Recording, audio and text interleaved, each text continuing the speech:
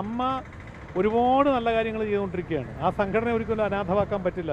ഞങ്ങൾക്ക് തന്നെ എല്ലാ മാസവും ഏതാണ്ട് 116 പേർക്ക് പെൻഷൻ കൊടുക്കണ്ടേ, 5000 രൂപയുടെ മരുന്ന് സപ്ലൈ ചെയ്യാൻ. അങ്ങനെ ഒരുപാട് ഉത്തരവാദിത്തങ്ങളുണ്ട്. അത് അമ്മയുടെ നേതൃത്വമാണ്, അമ്മയുടെ ഉത്തരവാദിത്വമാണ്.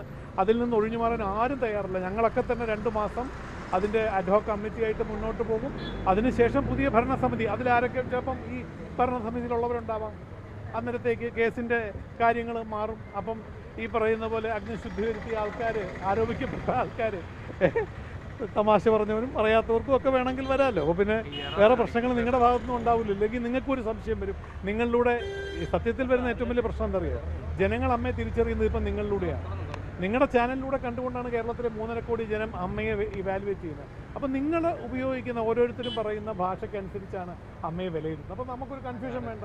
ഞങ്ങളുടെ ഭാഗത്ത് ഞങ്ങൾ സത്യസന്ധമായിട്ട് പോകുന്നു.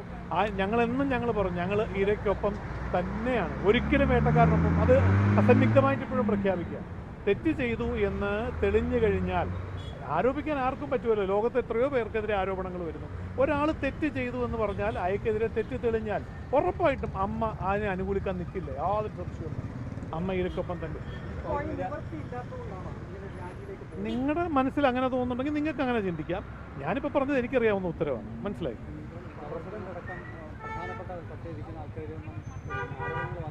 വന്നില്ല.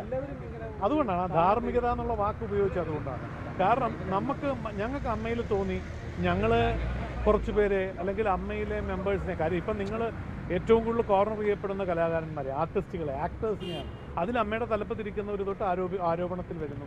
ഞാൻ നേരത്തെ പറഞ്ഞില്ല, ഒരു ഉദാഹരണം, ഒരു തമാശ പറഞ്ഞതുപോലും നിങ്ങൾക്കറിയാമായിരിക്കും. കഴിഞ്ഞ ദിവസം ഒരു അത് തമാശയല്ല, ശരിക്കും ഒരു ലൊക്കേഷനിൽ ഒരു ടെക്നിക്കൽ ഭാഗമായിട്ട് ഒരു ഷൂട്ട് നടക്കുമ്പോൾ ഒരു സീക്വൻസിൽ ഇപ്പം നമ്മൾ ഒരാളെ കാണിക്കുമ്പം ഒരു പാവപ്പെട്ടവൻ്റെ വേഷത്തിൽ എന്നെപ്പോലത്തെ ഒരു തടിയൻ വന്നാൽ അത് മാച്ച് ആവില്ല ക്യാരക്ടർ എന്ന് പറയും. അപ്പം നമ്മൾ എന്ത് ചെയ്യാൻ പറ്റും? നമുക്ക് ഒന്നില്ല ഡൾ ചെയ്യാം, ഇല്ലെങ്കിൽ മേക്കപ്പിൽ മാറ്റം വരുത്താം. അങ്ങനെ മാറ്റം വരുത്തി വരുമ്പോൾ ഇപ്പോൾ കണ്ടാൽ ആ ക്യാരക്ടറിന് ആപ്റ്റായി എന്ന് പറയുന്ന പോലെ ആ ഒരു പരാമർശം ഉണ്ടായപ്പോൾ അത് ആ അഭിനയിക്കാൻ വന്ന കുട്ടിക്കൊരു ചെറിയ പേടിയുണ്ടായി.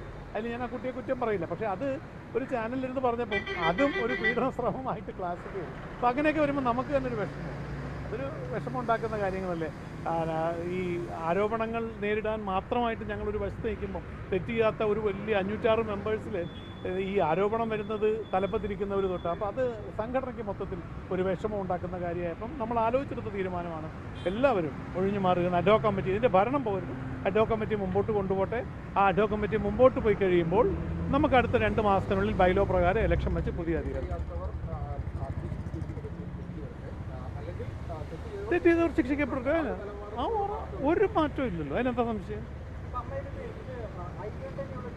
ഉറപ്പല്ലേ? എനിക്കറിയില്ല. മോഹൻലാൽ രാവിലെ തൊട്ട് 2-3 പ്രാവശ്യം സംസാരിച്ച് അദ്ദേഹത്തിൻ്റെ കൂടെ എല്ലാവരും, ഞാൻ പറഞ്ഞില്ല, ഒരാൾ പോലും മാറി ചിന്തിച്ചിട്ടില്ല. എല്ലാവരുടെയും അഭിപ്രായം തന്നെയാണ്. Election general body. അപ്പോൾ സന്തോഷം, എല്ലാവരെയും കണ്ടേക്കും. ഒറ്റയടിക്ക് എല്ലാവരെയും കണ്ടല്ലോ. അത് തന്നെ. ഓക്കെ.